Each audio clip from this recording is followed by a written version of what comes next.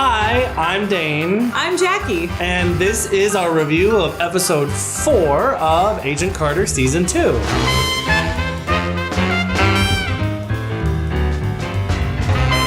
But before we get into it, quick spoiler alert. We are going to be talking about a lot of details of the episode, so if you haven't watched it yet, go watch it and then come back and we'll talk. Yes. So the episode begins with a little something different from what we've seen. They have some flashbacks. There's flashbacks in an episode that is a flashback to the Marvel Universe. Flashbacksception. We finally get a little bit more backstory about Peggy Carter and her life and how she ended up in the position that she is, working with the SSR. So that was really fun to see because we really haven't gotten a lot of that detail in the past. No, that was our first window into like Peggy's family / growing up life, and it was really cool to see that. And in contrast, they did the same thing or back and forth with flashbacks to Whitney Frost growing up. So we got to see the influences in Peggy's life. We got to see her brother who really encouraged her, not just encouraged her, but recommended her for the spy position that later became her current job with the SSR. And then we see Agnes / Whitney Frost and her terrible upbringing. Oh. So you were actually talking about how we get to see how the two different women throw away society's expectations of them. We actually see Peggy kind of going back and forth throughout her life, seeing if she really wants to have the kind of life that society has dictated that she should have. Get married, settle down, versus going into this awesome military career that could be dangerous, but like it really is. The flashbacks part of it was cool because it was showing you way more of how different Whitney and Peggy are from each other. I mean, there are things that make them the same, but things that make them very clearly different. With Whitney, it was, typical like single mom, obviously had like her mom's boyfriend who was like uncle. I don't know if that was single mom. She was clearly getting paid for sex with this Uncle Bud guy. Oh, well, I mean, like... The house was his. He literally left money on the counter on his way out. Oh, that's true, yeah. Peggy is a very, very young kid, has this adventurous spirit, and she, like, wrestles her brother and, like, wants to go on adventures. She really had an idyllic upbringing, especially when you compare it to Whitney Frost. Yeah. Unlike Peggy, who like went against the grain and decided to go like against the marriage and her mother's wishes and what society expected and go on adventures. Whitney was very, very, very smart. Obviously, she's like the brains behind Isodyne, and she's already in her little notebook like fixing radios and jotting down like designs for the machine. At like 8, and she's really good at it, and she knows that that's what she wants to do. Like she's obviously headstrong, but just because of what her mom said and what she experiences when she gets older, obviously she's gonna have to use her pretty face and like to get what she wants, and smile, because you're prettier when you smile. I hate that. It's so creepy. Several men have said that to her. I like that they included it, but it just I got chills you'd every be way time. prettier if you smiled. It's literally like out of life. It's out of life. This is your real world experience. I know you haven't. You probably haven't experienced it, but it happens, and it's actually. I've been told that, but I imagine it's not the same thing. Probably not. But we also see how intelligent Peggy is this episode, too. They're both very intelligent women, just in different ways. Peggy, we get to see how she plays this security guy. Rufus Hunt. The guy that was hired to assassinate her and did not obviously succeed. So they kidnap him. Just real quick aside, the hilarious method in which he was kidnapped. Where they had to tranquilize him. They have tranquilized him. And it started with Jarvis pretending to be the cops, which he was just terrible at. It was adorable, but he was just awful. You find out that like Jarvis has this like supply, like arsenal of like tranquilizer and guns. To subdue the menagerie of Stark animals. And she's like, oh, you mean for the flamingo? And he's like, no, koalas.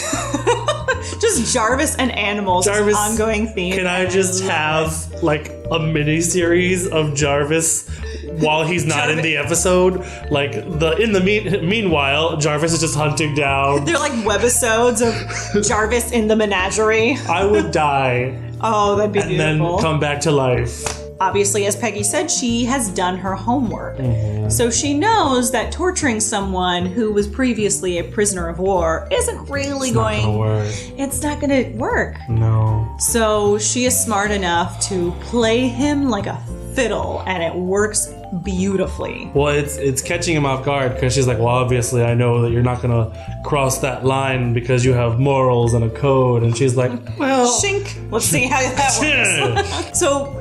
they get the information that they need, and they're about to go on this raid, and everything's going to be awesome because they're going to get their guys. And then, by the way, if you didn't know Vernon Master was evil, he shows up and ruins everything. Friggin' like Emperor Palpatine levels of like evil Red Foreman. If anyone was on the fence before about whether he was a bad guy, he is a bad guy. Like there's no way they could put him in that light and then in the end be like, I'm just really ornery. I was a double agent who was just working against you. You can't convince me otherwise. No. They have painted the worst light for him. No, he's evil. That's a good thing about this episode is that it is a little bit more faster paced. Still not as much action, but a little bit more faster paced than the previous one. So this one was a little bit more about like the espionage aspect of it and trying to figure out, solve the mystery, which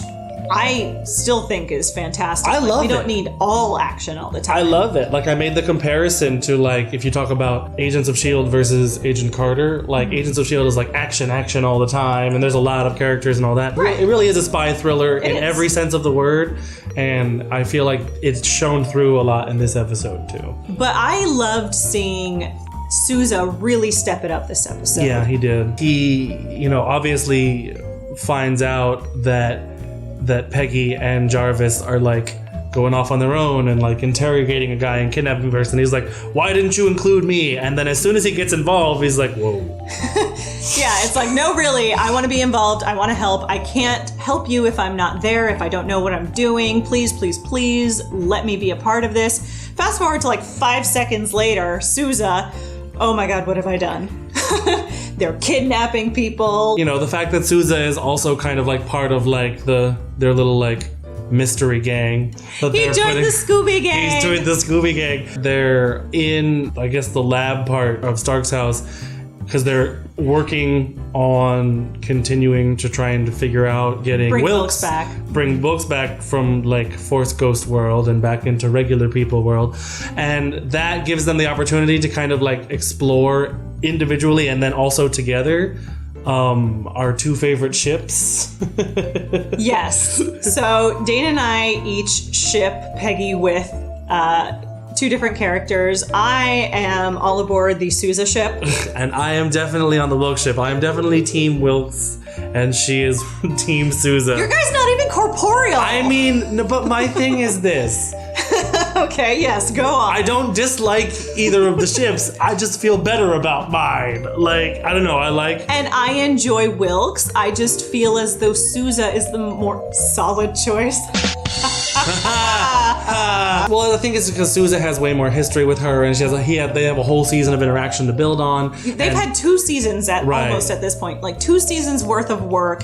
And I think that her and Wilkes is more of like an infatuation. Like it's the new thing. Sousa now has this girlfriend that he's proposing to, so in her mind, she's trying to get her mind off of Sousa. Right. And this guy is interesting and super intelligent and willing to go off on adventures with her. We are on different teams. We will see which one of those teams is winning. Team Sousa. I don't know. I will stink your battleship. That's what. But speaking of Wilkes, we see some weird side effect of his Force ghostness, whatever's happening with him. We see through his eyes, he's seeing like something, the zero matter calling to him or whatever it is. Do you have any guesses as to what's happening there? Because I don't. I think, honestly, I believe it's like used for dramatic effect. Like you've got Whitney Frost and Wilkes were affected in two different ways by the zero matter. She's obviously still around in the physical plane, but stuff is happening, she's absorbing things and it's like getting bigger on her forehead. But with him... She's absorbing lab rats. Because she's the scientist. You gotta do experiments to figure out what's up. And by the end of the episode, she pretty much has it under control, which is even more terrifying. So she's constantly like sitting there. She has a physical reminder of what's going on her face, and you see whenever she's looking at it, she has a very specific way of like kind of like staring at it contemplatively, whereas he's obviously stuck in between like corporeal world, dimensions, whatever, and he's got the same like look of a zero matter crack, like kind of off in the distance, and he tells Peggy, it's like this, I feel like I'm slipping away and it would be really easy for me to just kind of like close my eyes and let go. And that's kind of another thing that builds on their relationship, which is why I'm Team Wilkes, because she's like my brother used to tell me, you're a fighter, so she's like, keep fighting, don't give up, we're gonna take care of this, she's sort of his anchor in this world. She is the reason that he is trying so hard to fight that urge to just let go and drift off into who knows what. I would use that as my biggest example of why I enjoy their chemistry and their dynamic, because there's obviously a driven force between the two of them. Although I will say, from the conversation that they were having toward the beginning of the episode, there was a lot of innuendo. It was pretty physical. It was, it wasn't. Except for the whole putting your hand through the... We almost had like a ghost pottery moment. We almost had Unchained Melody playing over a sandwich. It was weird. It was, because it was another amusing moment, because it's like, one of these days you're going to have to learn to be a lady. Cut to Peggy like, the sandwich is so good, I'm starving. Trips. I wanted to bring something up that hasn't been mentioned in a couple of episodes, and we can kind of like, speculate on. Is it Anna Jarvis? Bring back Anna Jarvis. Bring back Anna Jarvis. Bring back Rose, because love her. Maybe soon. We did see in the clips coming up in the next few episodes that Rose will be there, and it looks like she's actually going to play a significant role. Yeah, kick some ass, maybe. I'm excited to see Rose kick ass. So, you know who hasn't been mentioned in like a couple of episodes? Dottie Underwood. Dottie Underwood. I think we might see her come back as sort of an agent of the council, and something even more exciting that could happen, because we still have Whitney Frost in the mix. Maybe the three of them, Whitney, Peggy, and Dottie, all face off. That'd be great, because Whitney's still kind of operating with her own agenda, right? And it's unclear whether it will be in conflict with the council or even maybe in tandem. We don't know. What do you think? Are they maybe going to Whitney's plans and the council's plans? Are they going to kind of combine and join forces, or are they going to butt heads? I don't know, because the way that the episodes are going, they are very quickly moving forward with the story of Whitney Frost. It's not one of those things where you don't find out that something's going on until the last few episodes, and then it all has to like. Agent Carter already knows that something's up with her. She's already confronted her, attempted more than once, but successfully once. And then, scenes from the next episode, it looks like they're about to face off. So it's like, if we're only halfway through the season, they may even like put somewhat of a plug on the Whitney Frost situation and then continue with the bigger council antagonist story thing. So I don't know. I feel like maybe they aren't going to drag that out as much as the full season. That's just my theory on that. For a show that is, boasting a lot of really, slow paced, like spy thriller, more about the espionage aspect of it. They're moving real quick. They are. With the now we got to go get Whitney Frost, and there's no secrets anymore. Plus, she has revealed herself to her husband as whatever her powers are. News is going to travel fast. Yeah. Something's going to have to happen. I'm super excited to see how Rose plays into things. I'm excited to see what happens with Sousa and Peggy. I really enjoyed the episode. The pacing was a little different from usual, but the only thing I really wanted to see was more of the characters that I keep talking about every other time. Was there Angie? You're still holding out hope that Angie Anna will somehow show up, in addition to wanting a whole miniseries of Jarvis chasing after zoo animals for Howard Stark. Yes. I need Bernard to come back because he's still wandering around property somewhere. He probably is, actually. I think this episode, out of all of them, had the least amount of like surprises. Big reveals. Big reveals. Like this one, the audience was pretty much aware of everything that was already going on. And it was more of Peggy kind of like slowly figuring that out. It was a predictable episode. I didn't dislike everything that happened because it all needed to happen to move the story along, but like there was no kind of like surprise moments. And I like in a spy thriller, there's got to be something that you didn't expect, and I pretty much expected everything that happened this episode.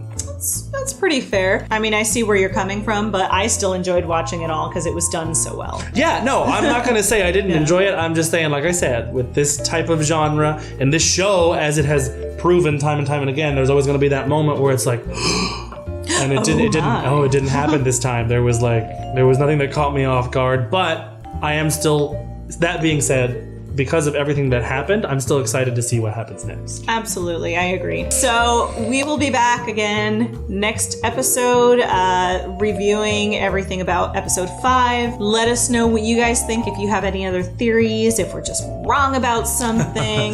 Tell us if you are Team Sousa or Team Wilkes. Team Sousa! Team Wilkes. Let us know who you ship. And let us know if there's anything else you guys want to talk about and which we should discuss the next time. We'll see you next time. Bye.